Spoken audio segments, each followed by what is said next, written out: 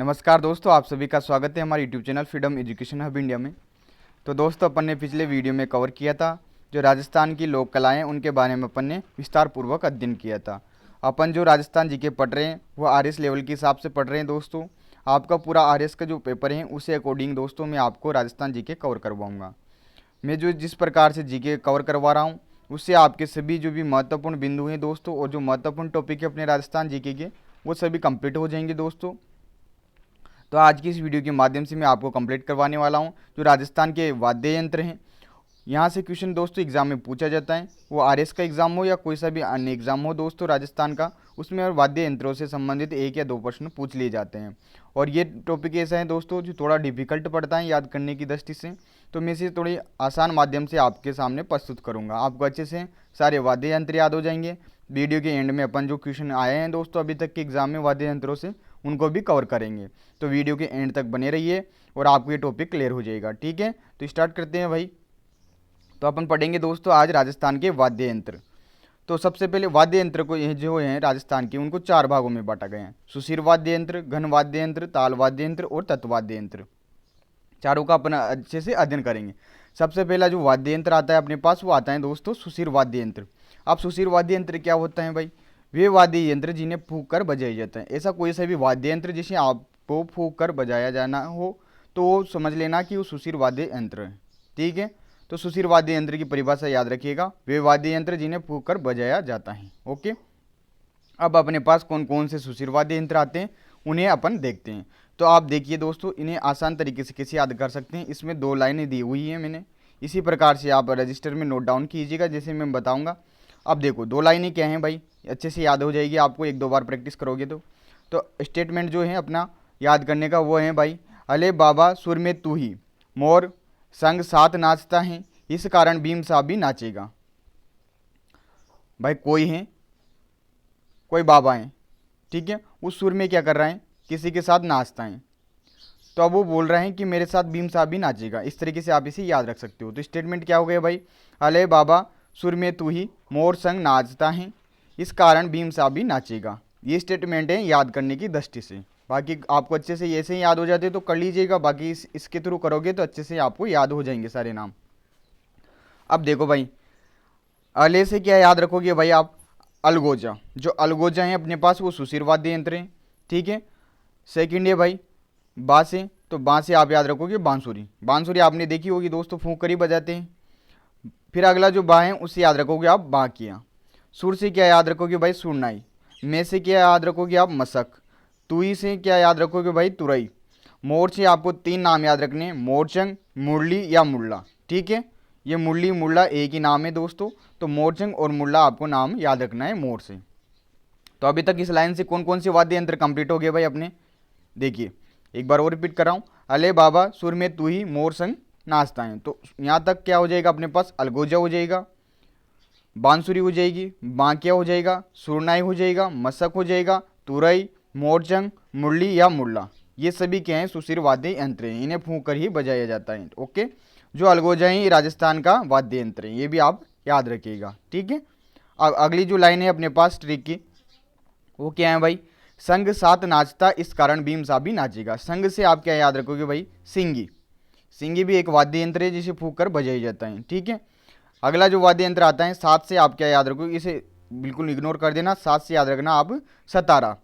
कारण से आप क्या याद रखोगे भाई, करना। भीम से क्या याद रखोगे आप, बीन। जो बीन आती ना आपने देखा होगा, जिसे पुंगी भी कहते हैं। ठीक है, साथ से आप क्या याद रखोगे, सहनाई। सहनाई शादी ब्याह में बजाई जाती है, जो कि फूंक कर बजाई जाती है। बी से क्या याद रखोगे आप, बुंगल। बुंगल भी एक वाद्य यंत्र है दोस्तों, नाचेगा। ना से क्या याद रखोगे आप, नागफणी।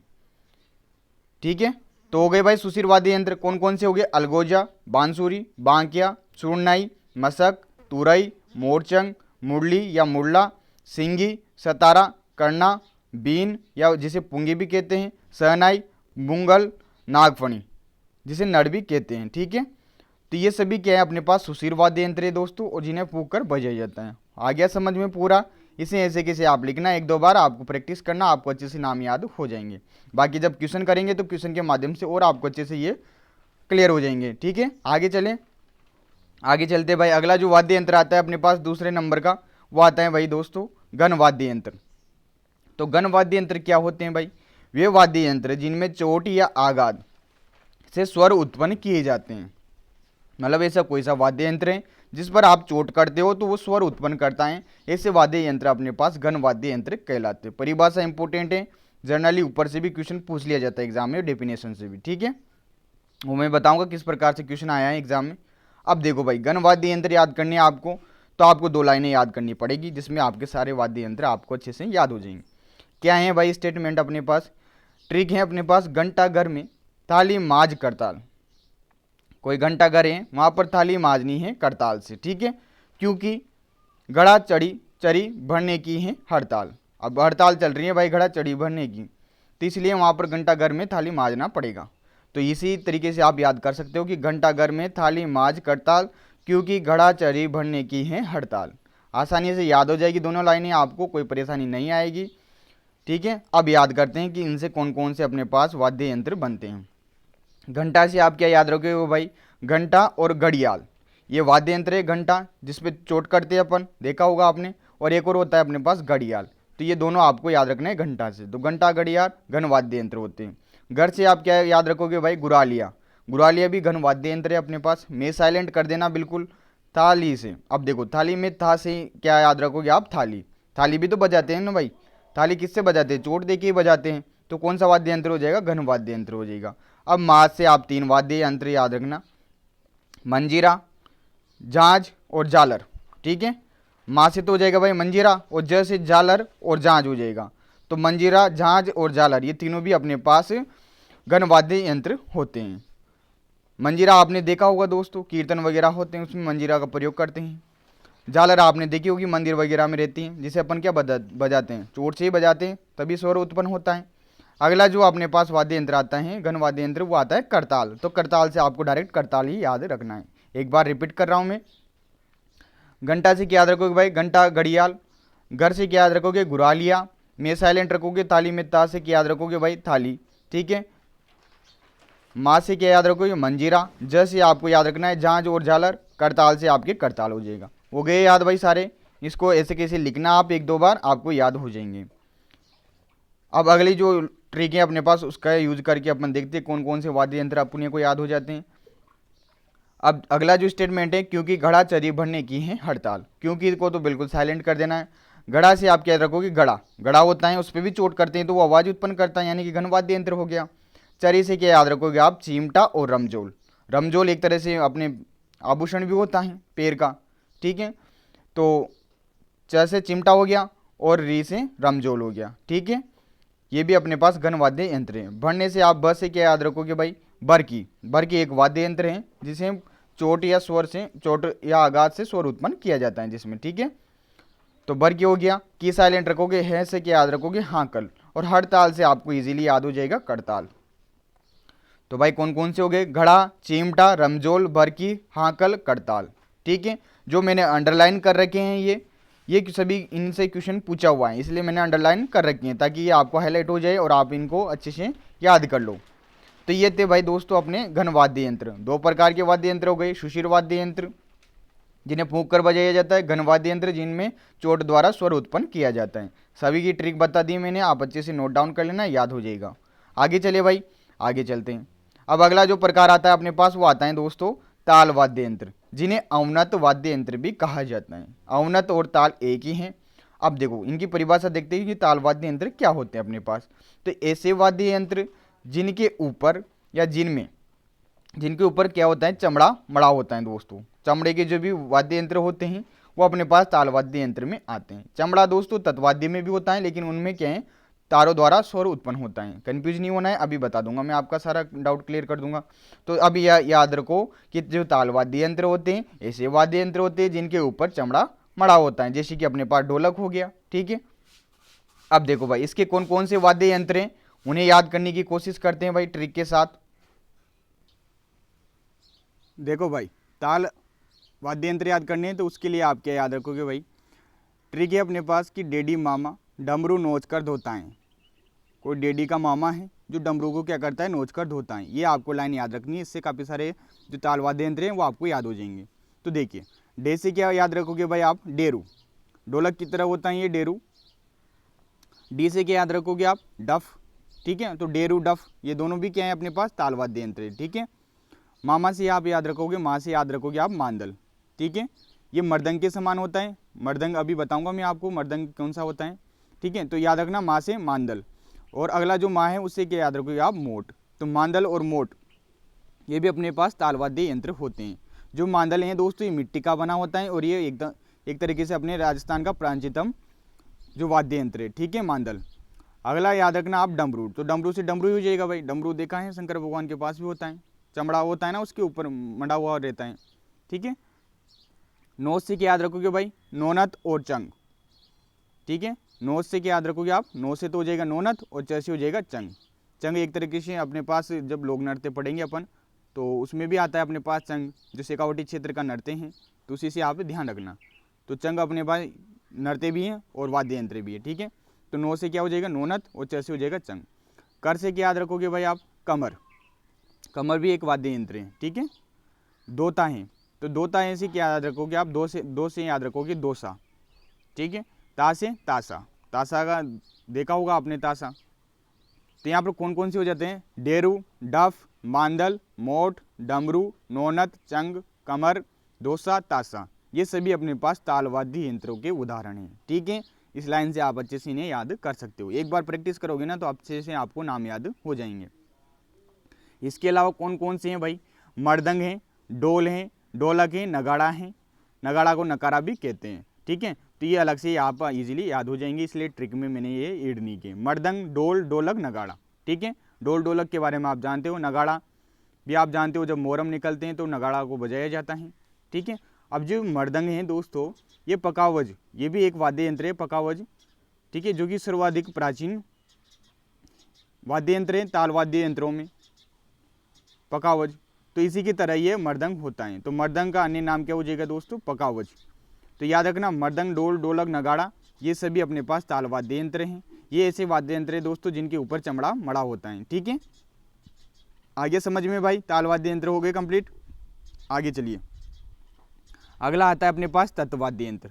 अब देखो तत्वाद्य यंत्र ऐसे वाद्य यंत्र होते हैं जिनमें तारों के द्वारा स्वर की उत्पत्ति होती है। रावण हत्ता वाद्य यंत्र आपने सुना होगा, बजाते ना मारवाड़ साइड में। तो रावण हत्ता में जो बजाते हैं तो चमड़ा तो उसमें भी होता है, लेकिन उसमें तारों द्वारा स्वर उत्पन्न होता है, जो तार लगे होते हैं उन्हीं से स्वर की उत्पत्ति होती है। तो ऐसे वाद्य यंत्र जिनमें तारों के द्वारा स्वर उत्पन्न होता है वे अपने पास तत्वाद्य यंत्र कहलाते हैं। इसके तो सारे नाम आपको अच्छे से यूँ याद हो जाएंगे, क्योंकि ये तो इंपॉर्टेंट है दोस्तों, यहाँ से क्वेश्चन आता है। क्यों आता है दोस्तों, इसका एक और रिलेशन है, मैं आपको बताऊंगा किस प्रकार से क्वेश्चन पूछा जाता है। तो देखिए भाई, तत्वाद्य यंत्र याद करने हैं तो इसके लिए 2 लाइनें याद रखना, आप पूरा स्टेटमेंट याद रखना। क्या है भाई, एक बार सुंदर ने रावण जी की सारी दुकान चेक की तो पंगा कम हो गया। भाई एक बार क्या किया, सुंदर ने रावण जी की दुकान चेक करी तो पंगो कम हो गया, कोई भी डाउट ना आयो, तो इसलिए पंगा कम हो गया, ठीक है। तो इस लाइन से आप इजीली इनके नाम याद कर सकते हो। अब देखो पहला जो लाइन है, एक बार सुंदर ने रावण जी की, इससे क्या याद रखोगे, एक से याद रखोगे आप इकतारा। बाहर से क्या याद रखोगे भाई, रबाज या रबाब, दोनों एक ही नाम है, रबाज भी कह देते हैं इसे, रबाब भी कह देते हैं। तो बाहर से याद रखोगे आप रबाब या रबाज, ठीक है। सुंदर से क्या याद रखोगे भाई आप, सुरिंदा, सुरिंदा भी अपने पास तत्वाद्य यंत्र होता है। रावण से क्या याद रखोगे भाई, रावण हत्ता, ठीक है। जी से क्या याद रखोगे आप, जंतर। रावण हत्ता और जंतर जो पिछली क्लास थी अपने पास, जो राजस्थान की लोक कला है उसमें अपन ने पढ़ा था कि जो रावण हत्ता वाद्य यंत्र हैं इसका प्रयोग जो अपने पास बापू जी और रामदेव जी की फड़ हैं उनका वाचन करने में प्रयोग में की जाता था, ठीक है। और जो जंतर था वो देवनारायण जी की फड़ का वाचन जंतर वाद्य यंत्र के द्वारा ही किया जाता था, ऐसा अपन ने पढ़ रखा है, ठीक है। तो मैंने बताया था वहाँ भी कि तत्वाद्य यंत्र होते हैं, तो यहाँ पर पता लग गया आपको भाई इनमें तारों द्वारा स्वर उत्पन्न होता है। तो कौन कौन से हो गए भाई, इकतारा, रबाब, सुरिंदा, रावण हत्ता, जंतर, ठीक है। ये तो अच्छे से आपको ऐसे ही नाम याद हो गए। अगला जो स्टेटमेंट है उससे क्या याद रखोगे भाई, सारी दुकान चेक की तो पंगा कम हो गया। सारी से क्या याद रखोगे आप, सारंगी और सुरमंडल, दोनों नाम याद रखने हैं, सारंगी सुरमंडल, ये दोनों भी अपने पास तत्वाद्य यंत्र होते हैं। दुकान से क्या याद रखोगे भाई आप, दुकान से याद रखोगे आप दुका को एक तत्वाद्य यंत्र होता है, ठीक है। चेक की, तो चेक की से क्या याद रखोगे आप, चिंकारा, जो चिकारा है ये भी अपने पास तत्वाद्य यंत्र होता है। तो से आप याद रखोगे तंदूरा, तंदूरा देखा होगा आपने, पंगा, पंगा से क्या याद रखोगे आप? पपंग, भपंग, ठीक है। पंगा में थोड़ा क्या याद रखोगे आप? भपंग याद रखोगे, ठीक है। कम हो गया, कम से क्या याद रख लोगे भाई? कमाईचा। तो कौन कौन से हो गए भाई? सारंगी या सुरमंडल, दुकाको, चिकारा, तंदूरा, भपंग, कमाईचा, ठीक है, कमाईचा। अब देखो यहाँ पे जो अंडरलाइन कर रखा है इनसे क्वेश्चन आया हुआ है, इसलिए मैंने अंडरलाइन कर रखा है, ये आप नोटिस करिएगा। तो ये थे भाई अपने पास तत्वाद्य यंत्र। तो चारों वाद्य यंत्र हो गए भाई, सुशीर, घन वाद्य यंत्र, ताल वाद्य यंत्र, जिन्हें अवनत वाद्य यंत्र भी कहते हैं, तत्वाद्य यंत्र, ठीक है। परिभाषा क्यों बताएं? परिभाषा इसलिए बताएं क्योंकि एग्जाम में जैसे क्वेश्चन आ जाए कि ऐसा कौन सा वाद्य यंत्र है जिसमें तारों के द्वारा स्वर उत्पन्न होता है, चारों ऑप्शन दे देगा, फिर आपको परिभाषा अगर याद नहीं रही तो कैसे बताओगे आप आंसर, कैसे क्लिक करोगे? इसलिए परिभाषा भी आपको याद होना आवश्यक है। इसके अलावा उदाहरण मैंने आपको ट्रिक के माध्यम से बता दिए, इनको आप ऐसे कैसे रजिस्टर में नोट डाउन कीजिएगा और आपको अच्छे से नाम याद हो जाएंगे। अंडरलाइन वाले विशेष हैं क्योंकि इनसे क्वेश्चन रिपीट होता है, इसलिए आपको इनको ध्यान में रखना पड़ेगा, क्योंकि यहाँ से आरएस का एग्जाम हो या कोई सा भी एग्जाम हो क्वेश्चन पूछ लिया जाता है। अब देखो आपके टॉपिक कंप्लीट हो गए हैं। अब दोस्तों मैं आपको इनके चित्र भी बता सकता हूँ कि किस प्रकार के ये होते हैं, लेकिन वो मैं आगे जब भी नेक्स्ट क्लास होगी उसमें आपको बता दूंगा। अभी तो अपने काम का यही है कि अपने को चारों जो प्रकार के वाद्य यंत्र हैं उनके नाम याद होने चाहिए, कौन कौन सी उदाहरण है वो याद होना आवश्यक है। अब देखो ये टॉपिक कंप्लीट करवा दिया मैंने आपके, अब इससे संबंधित जो क्वेश्चन आए उनको देख लेते हैं ताकि आपको अच्छे से कॉन्फिडेंस भी बढ़ जाएगा याद करने की दृष्टि से, और आपको अच्छे से ये पता भी लग जाएगा कि किस प्रकार से क्वेश्चन अपने एग्जाम में पूछे जाते हैं। तो देखिए भाई क्वेश्चन देखो पहला क्वेश्चन आया भाई आरएस 2015 में आया, निम्न में से कौन सा सुशिर वाद्य यंत्र नहीं है? पहला ऑप्शन है सुरनाई, दूसरा है अलगोजा, तीसरा है नागफणी और चौथा है कमाईचा। तो अब ये अपने जस्ट पढ़ा तत्वाद्य यंत्रों में कमाईचा अपने पास क्या होता है? जो सुशिर वाद्य यंत्र नहीं होता है। ये कौन सा वाद्य यंत्र होता है? तत्वाद्य यंत्र हो जाता है। तो यहाँ पर ऑप्शन नंबर 4 सही हो जाएगा दोस्तों। जो अपने पास कमाईचा होता है ये तत्वाद्य यंत्र होता है, सुशिर वाद्य यंत्र नहीं होता है। जबकि सुरनाई, अलगोजा, नागफणी ये सभी क्या है? सुशिर वाद्य यंत्र के उदाहरण है। अगला क्वेश्चन जो एग्जाम में आया उसमें ऐसे आया था क्वेश्चन कि मोरचंग है, क्या है भाई मोरचंग? एक नर्तय हैं, वाद्य यंत्र हैं या कोई लोक कला है? तो उसमें ऑप्शन में था वाद्य यंत्र, तो वो मोरचंग क्या है अपने पास? एक वाद्य यंत्र है, ठीक है। अगला क्वेश्चन आया था दोस्तों राजस्थान का राज्य वाद्य यंत्र है, तो मैंने बताया अलगोजा जो कि सुशिर वाद्य यंत्र है, ये अपने राजस्थान का राज्य वाद्य यंत्र है, ठीक है। अगला क्वेश्चन है भाई निम्न में से कौन सा तत्वाद्य यंत्र नहीं है? ये महिला प्रवेशक 2015 के एग्जाम में आया हुआ है, तत्वाद्य यंत्र नहीं है। तो रावणहत्ता तत्वाद्य यंत्र है भाई, सुरमंडल भी तत्वाद्य यंत्र है, कामाईचा ये भी तत्वाद्य यंत्र है, सतारा ये सतारा अपने पास तत्वाद्य यंत्र नहीं है, ठीक है। तो ऑप्शन नंबर 4 इसमें सही हो जाएगा। अगला क्वेश्चन जो आया है वो देखो, राजस्थान का एकमात्र ऐसा लोकवाद्य जिसकी डोरी में तनाव के लिए परवाज की तरह लकड़ी के गुटके डाले जाते हैं। परवाज एक भारत में प्रचलित एक डमरू टाइप, ढोलक टाइप एक वाद्य यंत्र है दोस्तों। तो उसमें क्या करते हैं? लकड़ी के गुट्टे लगाए जाते हैं। तो ऐसा कौन सा, उसकी सिमिलर राजस्थान में कौन सा वाद्य यंत्र है जिसमें भी लकड़ी के गुटके लगाए जाते हैं? तो देखो भाई ऑप्शन थे ताशा, मांदल, ढाका, डेरू, ये सभी अपने पास कौन से वाद्य यंत्र हैं? ताल वाद्य यंत्र हैं। लेकिन इसमें से जो डेरू हैं दोस्तों, जो डेडी से याद रखा था अपन ने डेरू और डफ, तो डेरू जो वाद्य यंत्र है अपने पास ताल वाद्य यंत्र, इसमें क्या करते हैं? जो डोरी होती है इसकी, उसमें तनाव के लिए उसमें लकड़ी के गुटके लगाए जाते हैं, चमड़ा मड़ा होता है, फिर इसे बजाया जाता है। एक तरह से ढोलक की तरह ये होता है। इसका डायग्राम में आगे जब भी कोई वीडियो डालूंगा उसमें आपको बता दूंगा, ठीक है, ताकि आपको प्रत्यक्ष रूप से पता भी लग जाए कि किस प्रकार का होता है। आगे चलिए भैया, आगे चलिए। अगला जो क्वेश्चन आया एग्जाम में वो क्या है भाई? निम्न में से कौन सा युग्म सही है? अब सही युग्म पूछ रहा है, तो देखिए इसमें कौन सा ऑप्शन सही हो जाएगा? दूसरा ऑप्शन सही हो जाएगा भाई। कैसे हो जाएगा? जो रबाब है या रबाज ये अपने पास तत्वाद्य यंत्र होता है। डेरू, डेरू कौन सा होता है? तालवाद्य यंत्र होता है दोस्तों। खड़ताल, खड़ताल क्या होता है अपने पास? घनवाद्य यंत्र होता है। बांकियाँ, बांके एक तरह से सुशिर वाद्य यंत्र हैं। तो ये सभी ऑप्शन गलत हो जाते हैं। तो रबाब क्या हो जाता है? तत्वाद्य यंत्र हो जाता है। तो सेकंड ऑप्शन सही हो जाएगा। इस तरीके से ये आरएस के क्वेश्चन है, आरएस में ज़्यादातर क्वेश्चन पूछा जाता है वाद्य यंत्रों से, ठीक है। अगला जो क्वेश्चन है भाई वो देखो, राजस्थान पुलिस में भी क्वेश्चन आया हुआ है इसमें से। रावण हत्ता क्या है? अभी आरपीएससी सेकंड ग्रेड में पूछा हुआ है। तो रावण हत्ता एक वाद्य यंत्र का प्रकार है, ठीक है। अगला क्वेश्चन है भाई, तार लगा वाद्य यंत्र है। अब देखो तार लगा वाद्य यंत्र आ गया ना परिभाषा से क्वेश्चन, अलगोजा, खड़ताल, डेरू, जंतर। अब तार लगा वाद्य यंत्र कौन सा होता है? तत्वाद्य यंत्र होता है। तत्वाद्य का यंत्र का उदाहरण कौन सा है? जंतर है।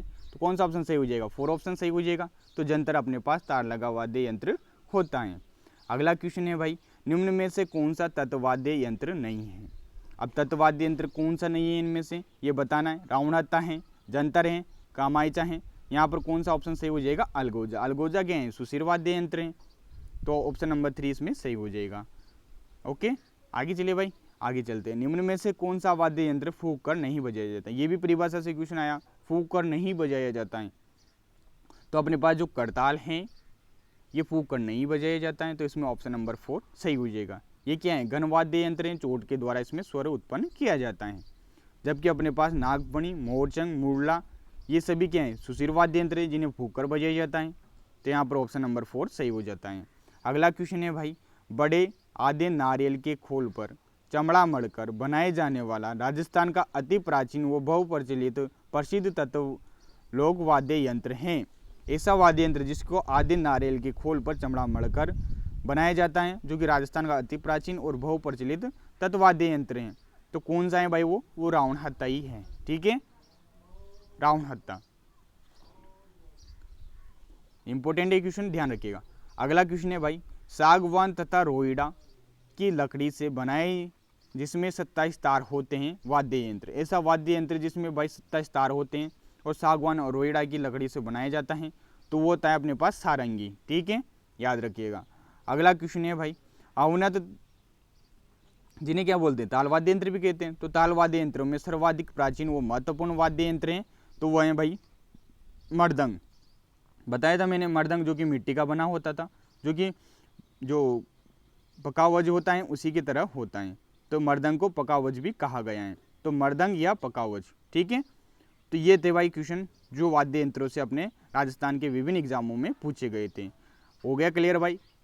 टॉपिक भी हो गया, थ्योरी भी हो गई और क्वेश्चन भी हो गए। दोनों को चीज़ों को नोट डाउन कर लेना, जिससे रजिस्टर में नोट्स अच्छे से बना लेना। इसी तरीके से आपको पढ़ा रहा हूँ ताकि आपके नोट्स भी प्रिपेयर हो जाए। ठीक है, तो मिलते हैं अगले वीडियो में, तब तक के लिए धन्यवाद। जय हिंद, जय भारत। और दोस्तों जो भी मेरे चैनल पर नया विजिट कर रहा हो, प्लीज़ चैनल को सब्सक्राइब कर देना। और काफ़ी अच्छे से मैं आपको राजस्थान जीके और अन्य जो भी अपने पास टॉपिक आते हैं इंपॉर्टेंट, वो मैं आपको कंप्लीट करवाने वाला हूँ। इस तरीके से करवाऊंगा ताकि आपके नोट्स भी बन जाए और आपको अच्छे से याद भी हो जाए। काफ़ी अच्छी तरीके से एक्सप्लेन कर रहा हूँ। कोई प्रॉब्लम आए तो आप मुझे कमेंट बॉक्स में बता सकते हैं कि सर ये हमारी ये प्रॉब्लम है। ठीक है, तो मिलते हैं अगले वीडियो में। धन्यवाद।